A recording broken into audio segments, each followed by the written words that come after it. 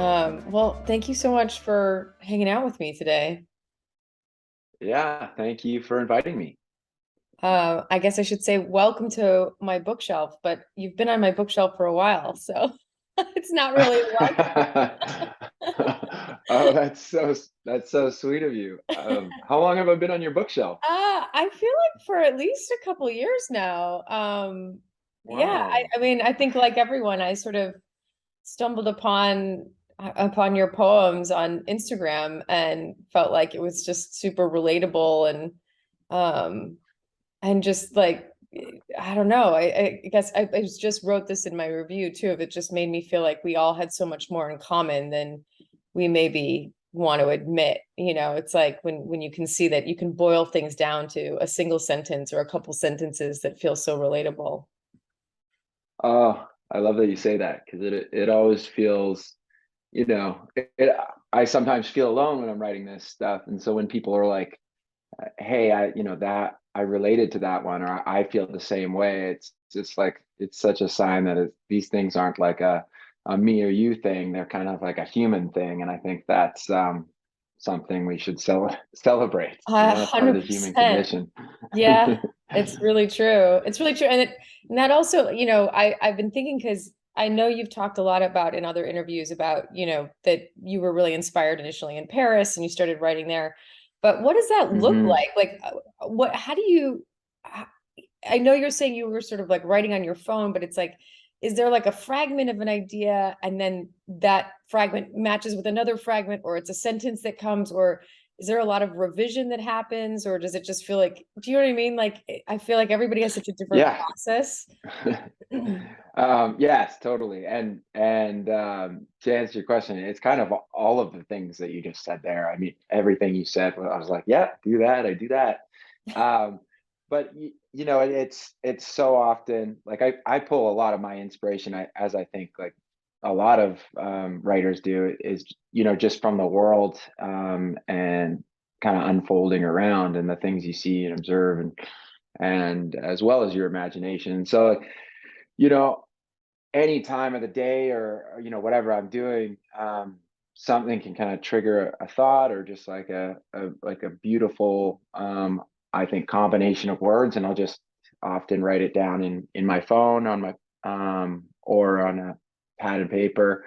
And it can just be a seed of a thought, and later I'll just kind of try to develop it out, or just kind of mess with the words, and like you said, combine it with other poems and thoughts, and see if something comes of it. And so often it doesn't, and sometimes it does. I'm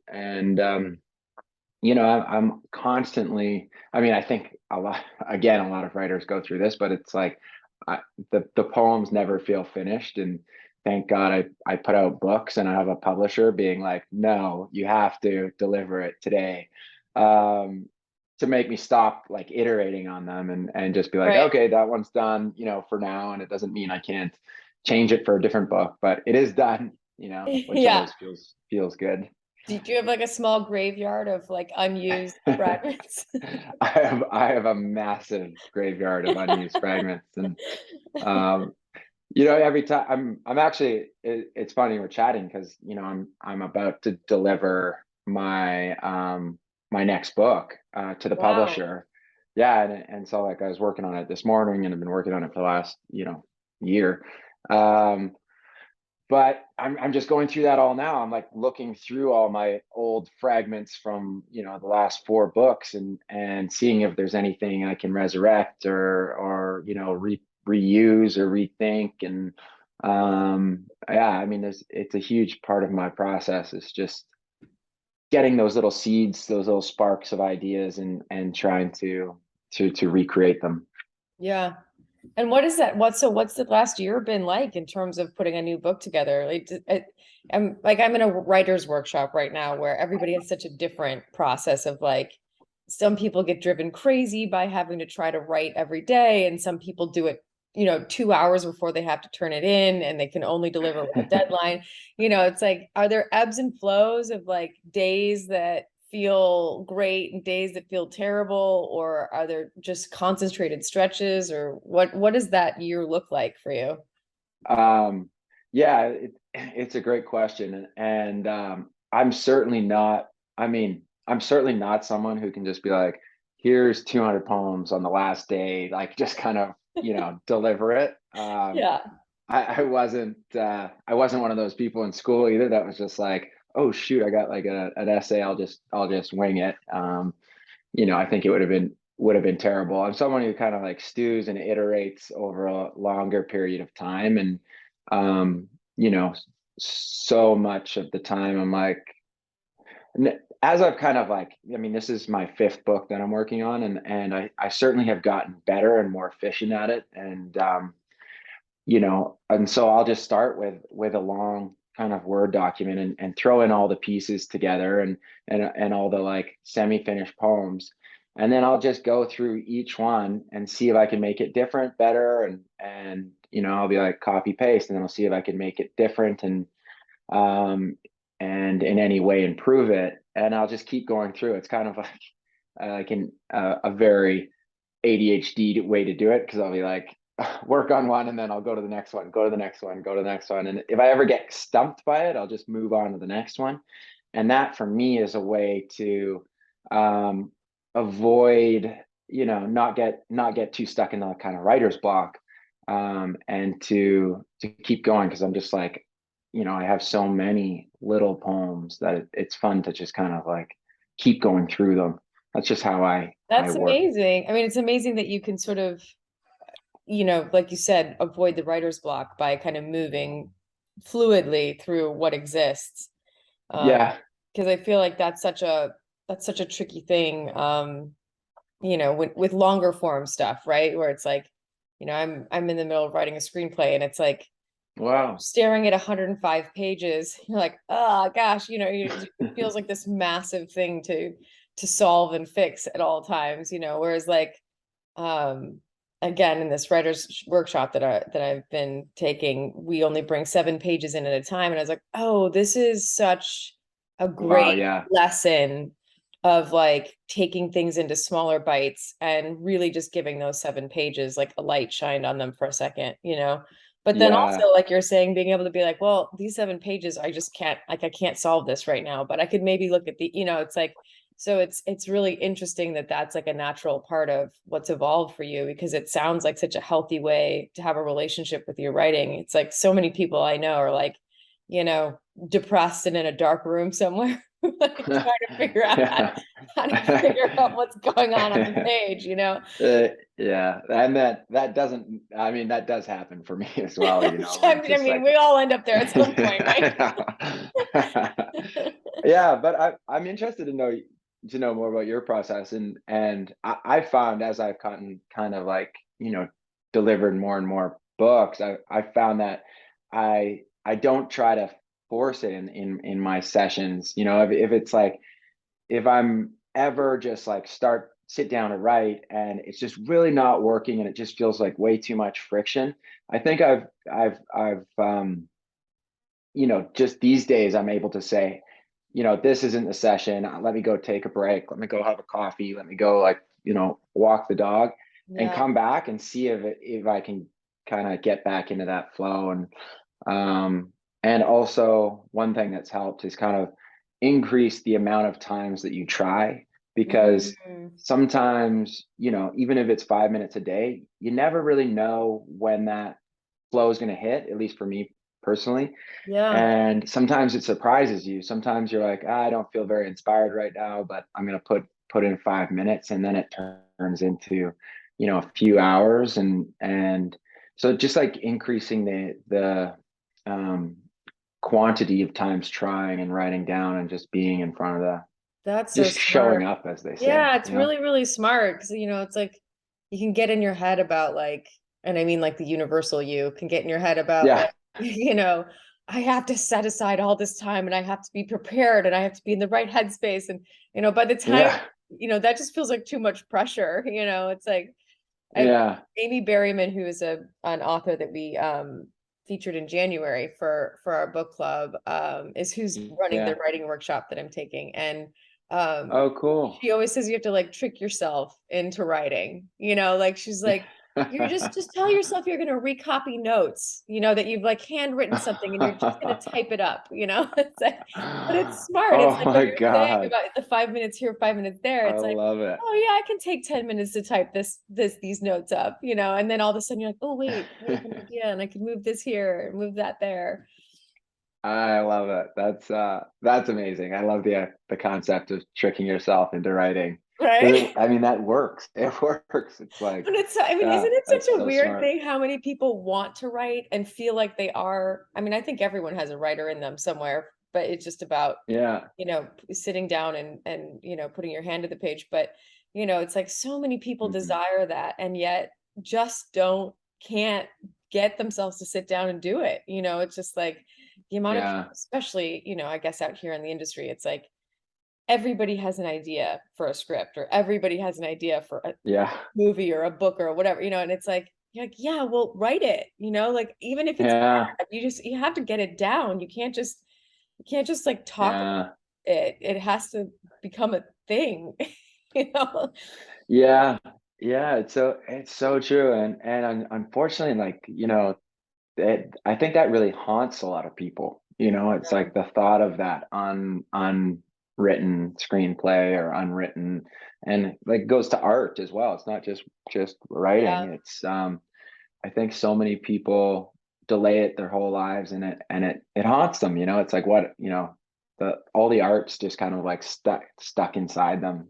All the words are stuck inside them, and I think it's a shame. I totally agree with you. It's just like, get it out, just write it. It doesn't matter if it sucks. Have you heard Yeah. And this also, like, the can it really saying? suck? I mean, everything's so subjective. Yeah, You know what I mean? So it's like yeah, it's yeah, only you deciding it's bad because there's going to be someone out there that is going to what you're writing is going to resonate with, 100%. Yeah, absolutely. I Do was you, gonna say, like, have you heard that saying that's like, write for the waste paper basket, write for the garbage, just like find your enjoyment within writing and mm, put less pressure on yourself, and just like, be prepared to throw pages away or throw screenplays away and just write. yeah, And I think taking the pressure off yourself is a real has helped me a lot too. It's just like, just kind of have fun with it. I love that. Right for the wastebasket. That's great. Yeah. It really does. Immediately, you're like, oh, right, it's fine. I could just throw it out. Who cares? It's great. Yeah, yeah, yeah. It's like, who cares? Do you Yeah. have someone in your process who's kind of like an early person that puts eyes on things? Like, I can only imagine that with the sheer quantity, and I mean that's another question that I'll get to later, but like the sheer quantity of what you put out, you're so prolific, that like do you have someone who's kind of your first person you turn to, and you don't have to say who it is, but like more about the relationship with that person of like that you trust them to go like, no, this one's a poem, like this is a thing, Yeah. you know? 100% I do. And I think I've gotten better at this and less sacred about it. And Mhm. um, so yeah, I mean, I'm literally going through this all right now. So it's really funny that we're chatting. Like, I was doing it this morning, like I said. But um, I don't think a lot of people know this, but it's, and I never planned for it to be this way, but every single person that works for me is a woman. Oh And wow. from my from my publishers to my editors to my lawyers to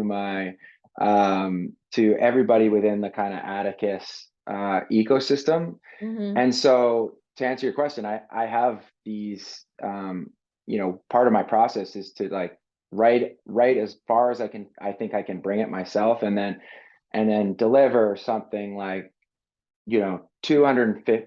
If the manuscript that I need to deliver is 200 poems or 150 poems, I'll deliver like 275 or 250. Oh And wow. then I make a shared Google Doc, and I invite everyone on my team, from Emily, who posts everything that I do, to Ashley, does operations, to Lucy, who does kind of the production, to Marissa, who does the design.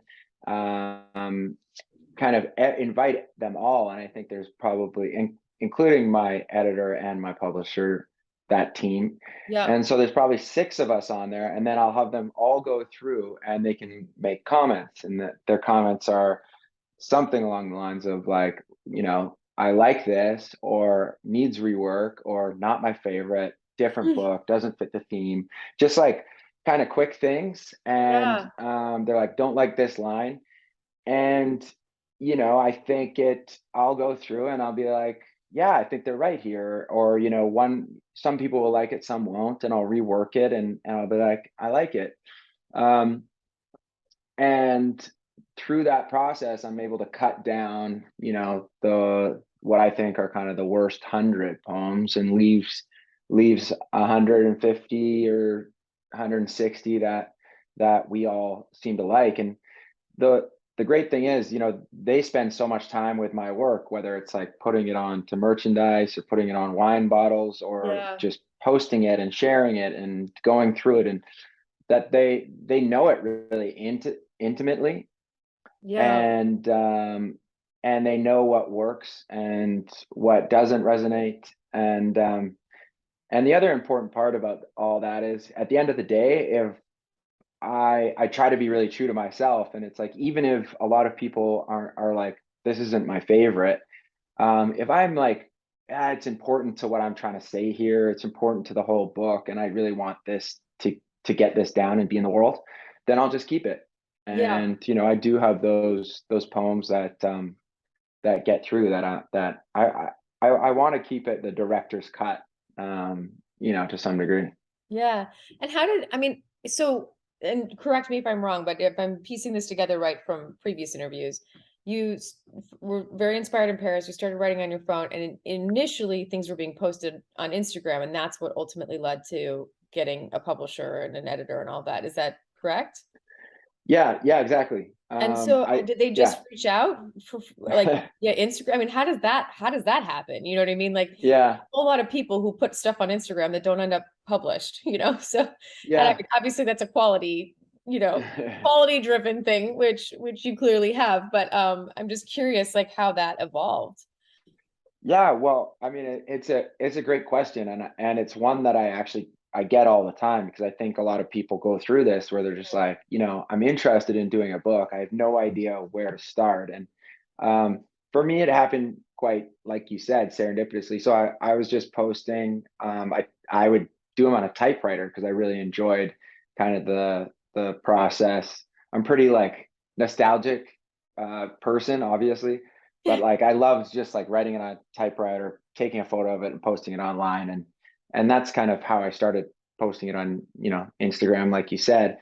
And yeah, as the account grew, which I never expected, I can't remember what I was at. I was probably at like 100,000 followers or something. And so it wasn't like so enormous at that time. And a book agent, just reached out to me, and on Instagram, and said, "Hey, love your work. Have you ever thought about um, doing publishing a book?" Hmm. And so her and I got to chatting, and she's like, "Well, let's put together a book proposal." And so, spent a long time on that first book proposal, which included kind of everything. I mean, a lot of people don't know what goes into a book proposal, and um, I, I was like, I was very much like, I want to sell the whole picture. Like, I don't want to just sell, you know, my 150 poems or whatever. I want to show them what we'll do with marketing. I want to show them who we think like will post about this, who we like. I wanted to tell like a whole big story around it. And that was the book proposal that ended up getting, we ended up selling it. And How did you know how to do a book proposal? I mean, did you just like, do you Google like how to do a book proposal? Like, these I are things mean, that I feel like no one teaches anybody, I know. I think it was just I think I was like not looking too much at other people's book proposals. I was more, and my agent like did help me with like, this is what a traditional book Sure. proposal looks like. But I came from a world of pitching television shows. That's like my world. And so much of like getting a show sold was about building that full picture. It's like, who are the celebrities that are going to, be in this? Who's the director? Who's the, like, you kind of put together a whole package. And I was also very much like, what would I want to see as a book publisher? What would I want to see that would make this job really easy? And both television and books, their job is ultimately to say no to most things, right? Yeah. Yeah. And so you have to, and the only way they can really mess up their job is by saying no to the wrong thing. So it's way easier to say no. um it's like if they say no to Colleen Hoover, or whatever her name is, that's a problem. You might get in Right. trouble for that. They would definitely be uh in trouble. yeah, um so I think you just got to make it really hard for them to say no, Yeah. because and make yourself different. And so I really went after that first one, and every subsequent one after that, with that same mentality of like, how can I sell this whole picture? Like, how could we, like, build merch around it? How can we, like, get guarantees from websites or like partnership collaborations, like make sure you have the most amount of eyes? And I know people have done similar things, people who have like speaking careers. They're like, I guarantee we'll sell a couple hundred copies at each of these. I've got this speaking tour and I'll sell this many copies during this tour. And Mm. that's something that really the publisher's like, yeah, perfect. We got a built-in kind of Oh, sales that's channel. interesting. Yeah. It was like Yeah. protecting the future by showing the reach of where it Yeah. needs to go. I mean, it's so All of those smart. I mean, pieces. it's so Yeah. interesting because you have like the business brain and the artist brain, which is, I think, a very rare combination. It's like I think there's a lot of people out there who are very talented but don't know how to put their work out there or think of a business plan or think ahead way. It's like it's really incredible that you have both sides there. I do want to go back to the typewriter though, because we do have a love of typewriters in common. Um, I have a very famous typewriter now in my first feature that I directed from Whoa. Sundogs, and it was such a crazy story because I don't know, like I don't know, I can't explain why I've always loved typewriters. I just have. I don't know if it's just that there were like it was never an actual like old school typewriter in our house, but I know growing up we had like an electric typewriter that I saw my Oh my parents God, work on, amazing. Yeah. And so I don't know if that got in there somewhere too, but I just remember it was like way back in the day when I was on house and I was driving past a like vintage shop at lunchtime. I was like on my way to go grab lunch in the middle of the day and I saw it like from the street and I pulled over and I went in and this is so not me, like Oh my went in God. and just like bought this typewriter, which ended up being the typewriter that was like this central character in this movie that I made 10 years later. I wasn't even Oh my a filmmaker God. yet when I bought this typewriter. So anyway, Amazing. and that's always been one of the things is like when I have like birthday cards or like letters from my husband or whatever, like I love to like go and type it on the typewriter for the person. Oh, I think cool. it means more to me than it means to them. But Totally. but Yeah. I'm curious if you had like a genesis story for your like love of typewriters or if it was just like a natural draw. Well, I mean, you're completely preaching to the choir there, so I get you, and I see you. So, um, but yeah, I think mine was kind of similar. I mean, I've been, just growing up, I've always been, very Renaissance in like what I was drawn to. Like I love the Mm, kind of, you know 20s through the 50s were kind of, I was obsessed with. And it's funny you say that because it made me think of my grandparents' house who had an old electric oh, typewriter. And I interesting. think that might have been like one of my first exposures and first, like, love stories with a typewriter. And then, it wasn't until years later that my friend actually gifted me a Corona uh, Mm. typewriter, and it's a really old vintage one, and we kind of like got it rebuilt. um and I just love I'm exactly the same as you. I just like write notes to people or like It's so much. And It's it's just like like so fun. arduous. I'm like, why do I Yeah. love this? Like you make a mistake and you have to start Oh, it's the completely all worst. over, you know? It's like Yeah. It's so hard, but it's like it's some so, form of punishment, but just yeah. great joy at that punishment somehow. Yeah, it's what do they say, Sisyphean. Yeah, but so worth it. And like you sound very nostalgic, and Yeah. I think I'm on the same. Yeah, it's worth the struggle. Yeah, it's so funny. I mean, it was just I was really I was like, "Oh, I understand this person." When I was hearing you Yeah. talk about your typewriters, I was like, "I get him." It's I love it. I mean, Yeah. and also, I mean, that also leads me to another question, which I was thinking about was like, I've again listened to a lot of interviews that you've done, and you've talked about admiring like Bukowski and Hemingway and Hunter S. Thomas, Dickinson and Platt, all of whom are Mhm. like, I mean, my God, the greats that we all turn to for inspiration, but also are like really heavy in their subject matter.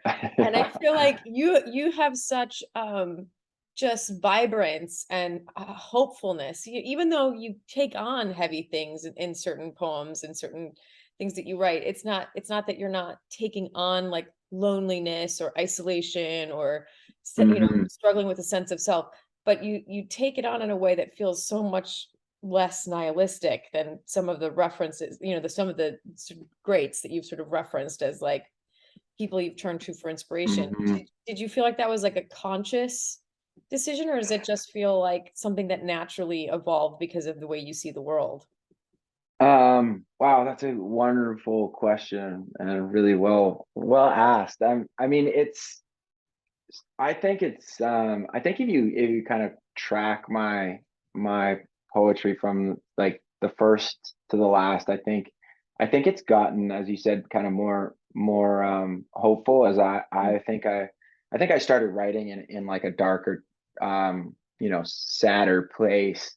And I think that was like reflected in the work, but it was also like healing. And so there was, I think, like a hopeful, um, at least I tried, like a kind of a hopeful presence to it, essence to Yeah. it.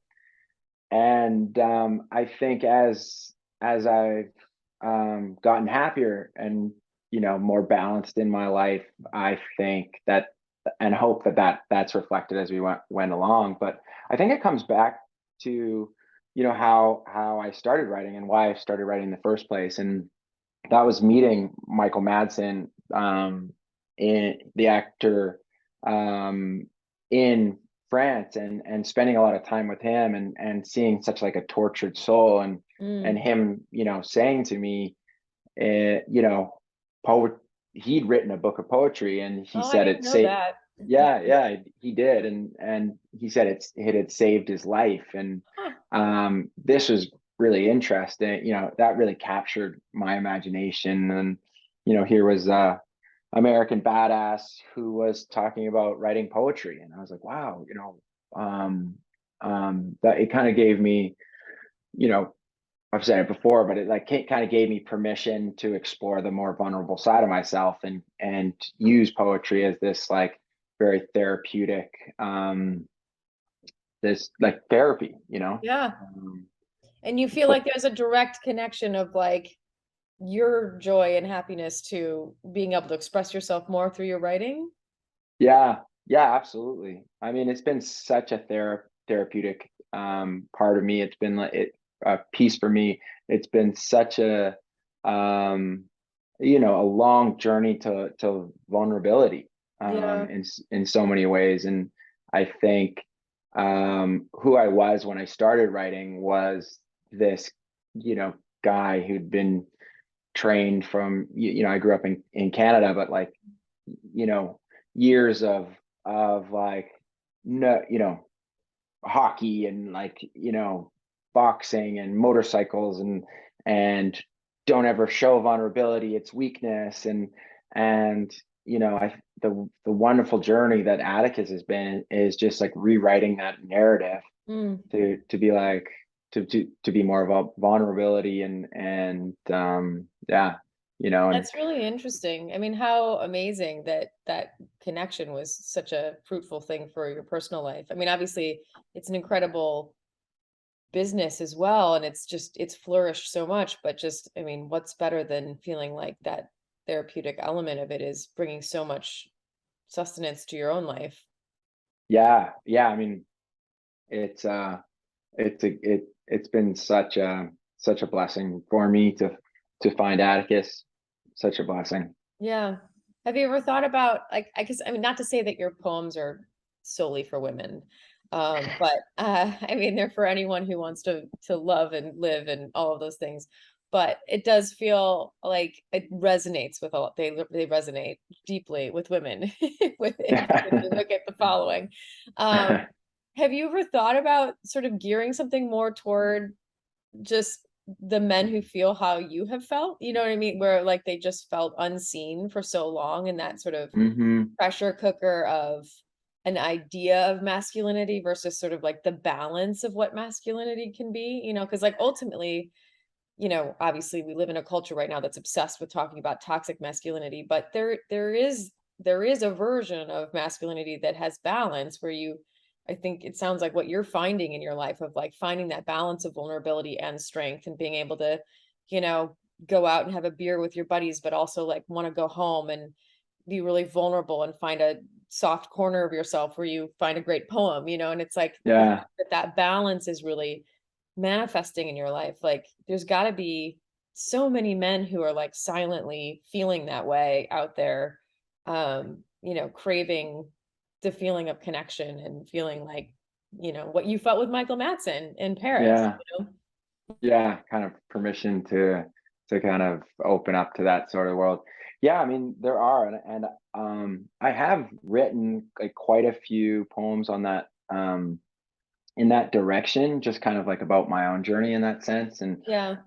it's I think what's a shame is that I end up like publishing less of those and posting less of those because I think, traditionally the there's been such a female resonance with the other kind of direction. And so Yeah. I don't mean to, and I really try to test myself to write authentically and post um what's true. But I think just like by, you know, it's just a product of the audience that I think I've gone in a different direction often than in the books that get published.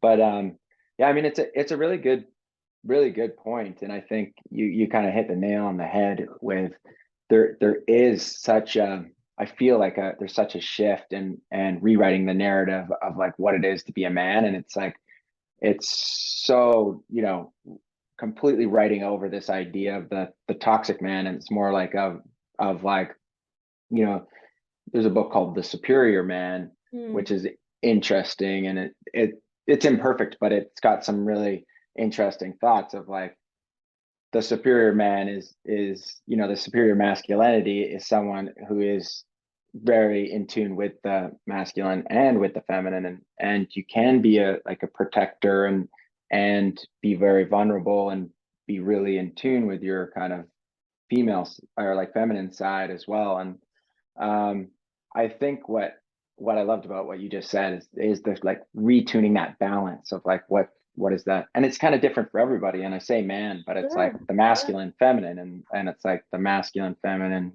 in us all. Yeah, and um yeah, and and- everyone. I mean, it's such a crazy thing out there. It's like, I mean, I've said this before, but it's people always say, "Oh, you've played such strong women." I was like, "Well, I've played whole women. Like that's my goal. mm, It's like to take whatever's on the page, and sometimes the wholeness is there and sometimes it's not, and be like, listen, I consider myself a quote unquote strong woman, but like I have bad days. I mean, I have days that all I want to do mm-hmm, is cry, and I have days where I feel on top of the world and I can multitask like crazy and handle whatever comes at me, and everything in between, and it's like yeah, it's so unrealistic. And I think well, at least from the artistry that I've been approaching as an actor, like it's almost irresponsible to not try to bring a whole person, because otherwise you're setting up people yeah, to feel like they're always failing if they can't always be that strong, or they can't always, and no one's always any one thing, it's like we're no, all a whole amalgamation of of everything, yeah, and so yeah, it's, I don't mean to make it only about men, but I do feel like we are in this moment where um there is this interesting, like you said, rewriting of like how we think of masculinity and what Yeah. that balance or what the healthy balance of that could look like. Yeah. Yeah. And finding that, like, what's your personal balance? And, I love that. Like, I really like what you said there is like, I try to show up to all of these characters that, you know, you are in as a whole person. So but with both those sides, I really love the thought of that. Yeah, and people Um, make mistakes, it's like it's yeah, interesting because like, as a filmmaker and a director now, I can't tell you how often an actor comes to me like, yeah, but they're not going to be likable. And I'm like, none of us are always likable. Like, yeah, like it's not interesting to watch if everybody's just yeah, likable all the time. Like the whole thing that makes life interesting is that we don't ever know what's going to happen next. We don't, and yeah, we can't guess it. So we're always like we're sort of stumbling around in the dark, no matter how much any of us have kind of figured out. And sometimes you're going to get it right, and sometimes you're going to get it wrong, and sometimes it's going to be attractive, and sometimes it's going to be unattractive, and like yeah, that's human and it's interesting to watch, so it's like, absolutely. but again, like I feel like that's a lot of what people respond to in your poetry is that like I think you allow space for that feeling of imperfect, I mean, even the way that you titled the book, putting the LVOE to be able to say like it's not it's not always this precise perfect thing. It's a little Yeah, bit messy, it's like I think that just resonates as being super human and relatable. yeah, yeah. And I mean, I think to your point, it'd be irresponsible. It would be irresponsible, I think, for me to write about love as this kind of like consistently perfect, never a challenge, um, thing that Yeah. existed. And I think, people would hold their own love stories to like too high a standard almost. And you kind of to your point, it's like why I named the book LVOE is like I wanted to show that imperfect side of love. I wanted to show the like, it's perfect with all of the imperfections and the perfections. That's what makes it what it is. And Yeah. um, you know, it's perfect to us, like once you look at the whole picture, but it's like it's not without its imperfections, it's not without its scars, it's not without its tough times and chaos. But but we kind of like have to see past that, And misread and title some of or that stuff yeah, is what makes it beautiful on the other side. It's like that's definitely. I feel Yeah. really lucky because my parents have been together for 48 years. Oh my God. So, Wow. it's such a rare thing these days to have Wow. parents who are still together. But and like you're saying, it's not like there aren't days that they get frustrated or whatever, but it's like they've always I've never seen them not on the same team. You know what I mean? Like Yeah. they would never intentionally hurt each other, and they Yeah. would never try to undermine each other. And that doesn't mean that Wow. they're not, like there are those misses in communication at times, but for me to be able to witness that for my whole life of like two people who um whatever has to be worked through, they just end up closer on the other side. And I feel like we're kind of Yeah. using that culturally of like to sometimes obviously you don't want to encourage someone to stay in something toxic or unhealthy or bad or abusive, like obviously that's its own thing, but when you're talking about like a relationship that's built on healthier tenements, it's like Mm-hmm. you know sometimes staying through the muck is what's going to get you to the beauty on the other side, and without the muck you would never Yeah. have had that level of intimacy on the other side, and it's like Yeah. I wish I could. I feel lucky enough that I'm experiencing that in my own life. But I Yeah. wish I could hand that to people sometimes. It's like I wish I could just go like, no, just stick with it. Like keep your feet firmly planted here. I know this doesn't feel great right now, but it's Yeah. growing pains. It's like there's this beautiful thing on the other side where you're gonna look back and be like, I wouldn't trade that. I wouldn't trade that hard thing because I wouldn't Oh yeah. the intimacy of what I feel right now or the closeness with this person that I feel right now. Yeah. Wow. That's yes. So powerful. Such a powerful thought. What a remarkable thing. Your parents have been together 47 Right? years and yeah. It's just About amazing. it's So so it's so cool. rare. It's like it's Yeah. It's but I guess also, they were lucky that they turned out to be the right people for each other, because, Hmm. there are times that it's just, people are maybe right for a certain stretch of time and not for another, or, Yeah. there's a million variations of, as you Yeah. well know, with your million Yeah. variations of how and why and when we link up with somebody. Yeah.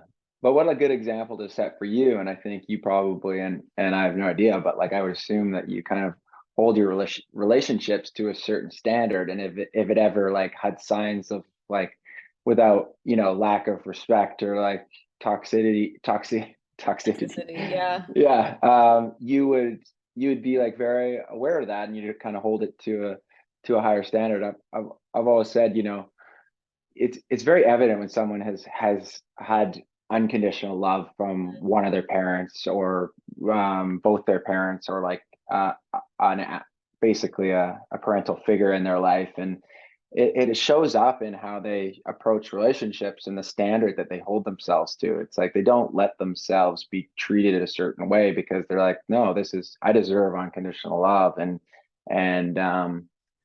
that's a really, really powerful gift to give Yeah, children. no, So we like, we yeah, feel very lucky in our, I have a sister and a brother as well, and the three of us are always in awe of, you just, it gives you an instinct that you can't, yeah, you know what I mean? It's just like you would, there were certainly relationships in my past that were never going to last, or weren't right, or weren't as healthy yeah, as others, but it was like there was like a little warning bell inside that, yeah. like, but I wouldn't have What? had that. I wouldn't have had that if I, what didn't grow up around the opposite. You know what I mean? It's Yeah, like until you know it, until you've seen it, you can't necessarily know it, yeah, So it is such a gift to have that.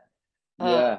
It's not a myth. It does exist. So yeah, I know. yeah. I know. And my parents, they really are happy. Like, it's not like they should be together, it's not like we're sticking together for the kids.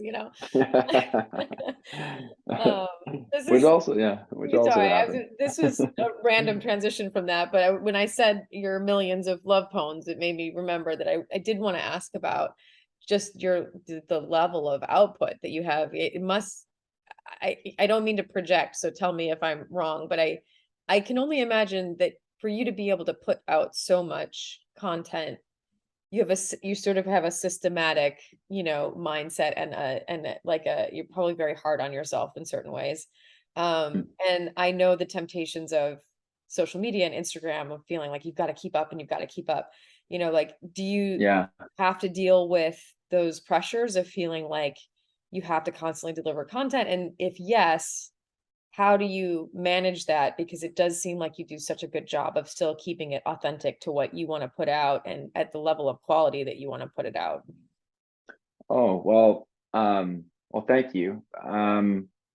But yeah, I mean, I think it's like I'm not dissimilar to everyone. It's like social media is the kind of like um ever hungry kind of monster that you have to keep feeding, it feels like, and you kind of feel like a slave to it. But I think I have like kind of a lucky position in that. One is that anonymity, and that kind of buffer, I Yeah. think, helps me keep a boundary between like what I what I post, and what I want to post, and what I think I should post.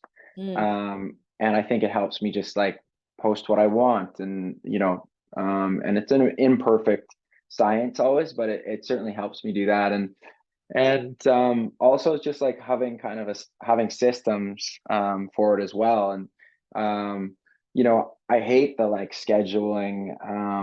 It was always such friction for me to be writing, and then to just like schedule posts, or like post and whatnot. And so finding help there early on, and just like Mm. someone who really enjoys that part of it.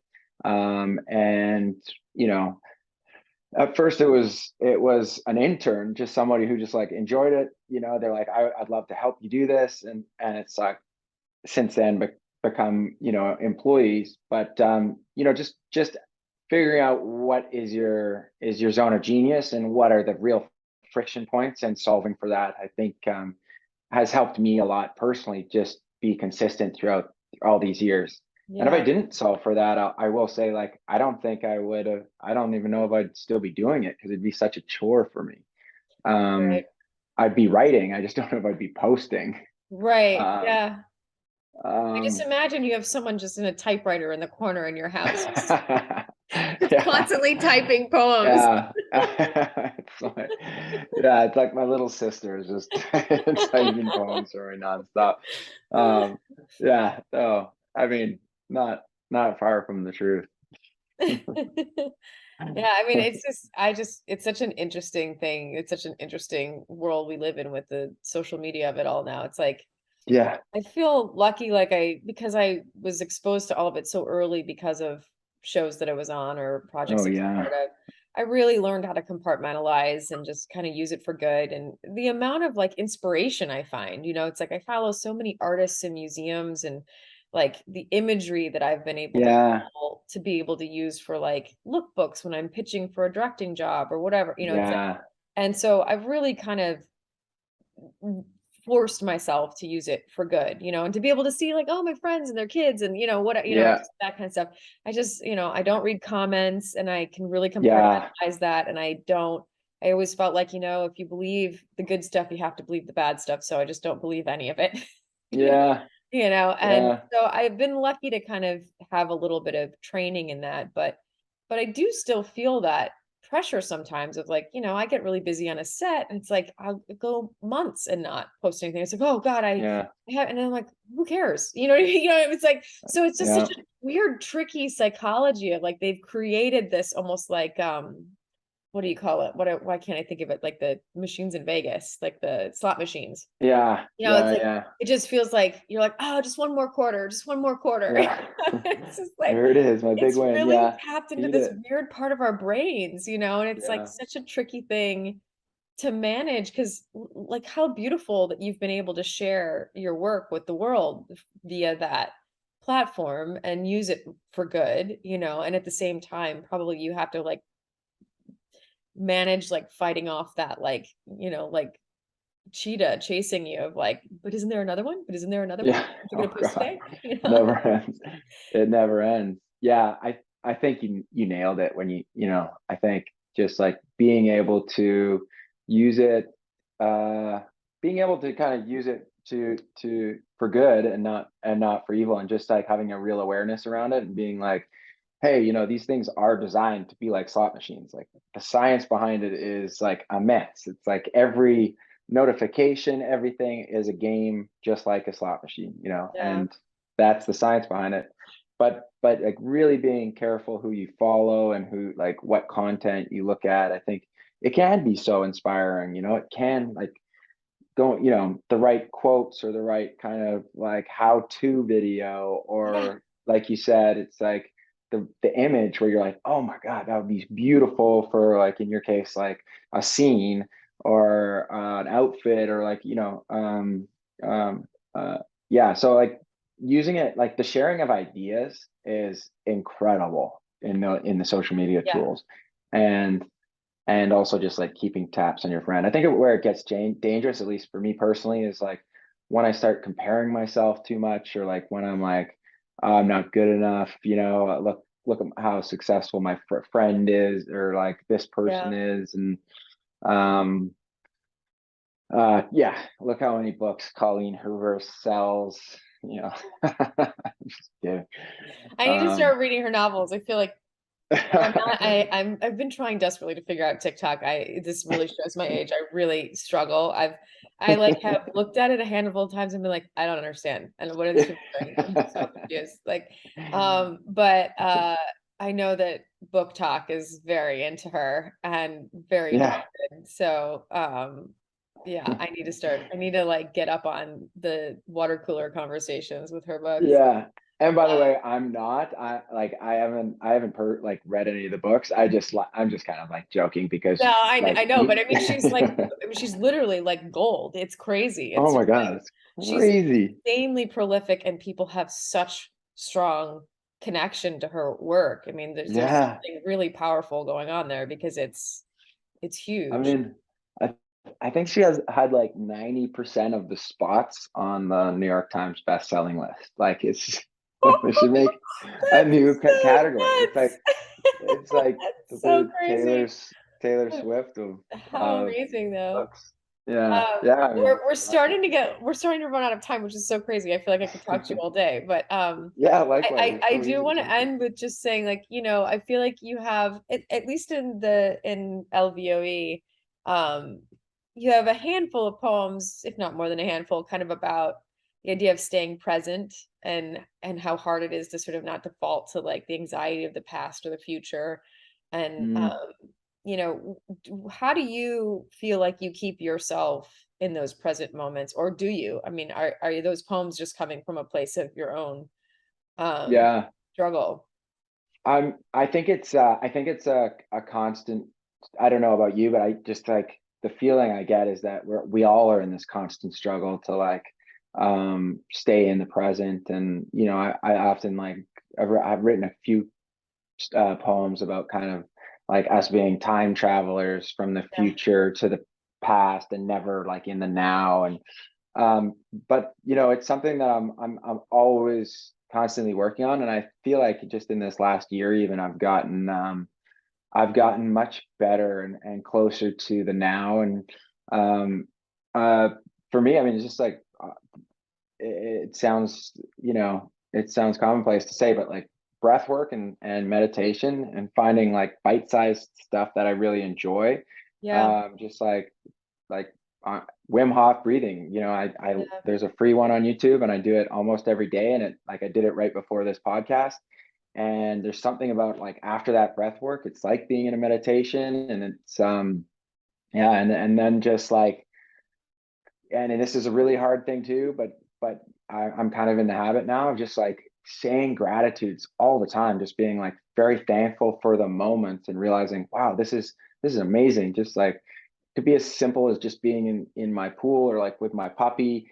I got this puppy Popcorn, and she's the best. And it's just being like stopping for a second, being, wow, this is an amazing moment. I'm so thankful that I have Yeah. this dog and a backyard, and like, Yeah. what a beautiful day. And it's not, believe me, it's not easy, and I fall out of it. But more and more I'm just like realizing, oh yeah, this is it. This is life. This is what it's all about. It's the now. It's the, stop worrying about it. The That's past and amazing. future.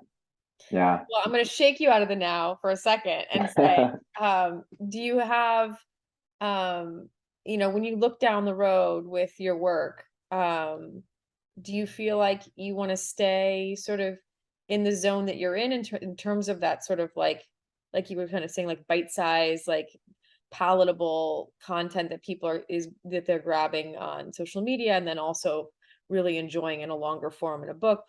Or do you have, are there aspirations of a novel or longer form, just, and, Yeah. I just am curious of like what you see as your kind of goals in terms of what you feel like is living inside of you that you're wanting to work out. Yeah. Yeah. Thank you for asking that. So I'm like halfway through a novel. Oh, wow. Yeah, and it's taking way longer than I expected. And like, I'm sure you're I mean, my God, a preaching to novel the just sounds choir. so intimidating to me. I I know. mean, I hope someday I find a novel in myself, but Yeah. I have such reverence for novelists as well. Oh my God. Yeah. Yeah, but I mean, I'm sure you find it in your screenplays and like all, scripts and everything. It's like, yeah, it's daunting, but yeah. So I would like to like finish this story, and one day like turn it into a some sort of kind of television or a film, mostly likely film. That's kind of my background. But and then I have this whole concept for kids books that I really want to. Wow, Yeah, I'm very excited that's to kind of. cool. Yeah. I think they're fun. They're silly. I think they'd be a lot of fun, and I'm really excited to do that in the next year or And would so. these things all fall under the Atticus umbrella, or would we just never know it was you because it's going to be another anonymous No, entity? I think I'll just like for out of pure ease. I think I'll put them all under Atticus, and they're kind of all in the same like the same world. But yeah, they'll all be Atticus. Um, but yeah, I want to have. I'm kind of at a point where I'm like going after projects that I really inspire me, and you know, the kids' stories, like fun stuff. I have a nephew, and you know, hopefully we'll have kids soon, and I just feel like I can get into how they think a little bit. Um, Yeah.